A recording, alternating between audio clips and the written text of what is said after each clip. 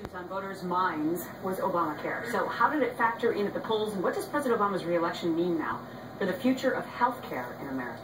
That we have it, and it's called Obamacare. Did I just answer the segment? No. Betsy McCoy is here. She's the former Lieutenant Governor of New York. She's also the author of Decoding Obama Healthcare, and actually read the whole bill, has it on her lap. Unfortunately, it's a law now, and it's going to roll out as written because of the election results last night. So, for example, for the first time in history, the government will be in control of your care, even if you have a private health plan you've paid for yourself. Under Section 1311, the government dictates how doctors treat even privately insured patients. Number two, seniors can expect less care because over half of this gigantic law is paid for with cuts to Medicare. So, for example, hospitals will have $247 billion less money in this decade to care for the same number of seniors. They're already spreading nurses thinner, starting to lay off nurses. That's why there's a nursing strike going on in California right now. And it will mean a harder time for elderly patients who are struggling to survive their hospital stay. We've seen in the past, for example, that heart attack patients are less likely to survive when hospitals cut down on nursing care.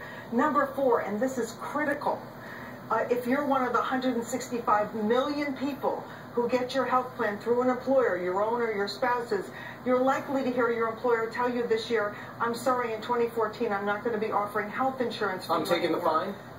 I'm taking the fine, or I'm pushing you down to part-time status, one or the other.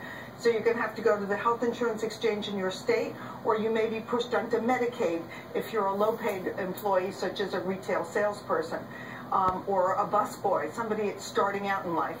And number five, women kind of got bamboozled in this election. So much of it was about contraception, but nothing in this gigantic law guarantees access to contraception.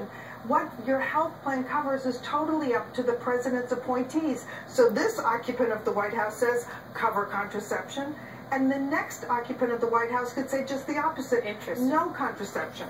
Interesting. So those are the top 5 things. I'm sure there's many more points in there, which we will continue to talk about as we move forward now with the full implementation of Obamacare. Betsy McCoy, you know it through and through. Thanks so much. Thank you. Brand new exit polls just in. Most Americans think the economy is on the wrong track, but they still voted for President Obama, so we will analyze how that happened. Then the president says he's ready to reach across the aisle. We talked about it last night in his speech, but Congress has not changed. So can he really deliver on that promise? Will he change? Tonight,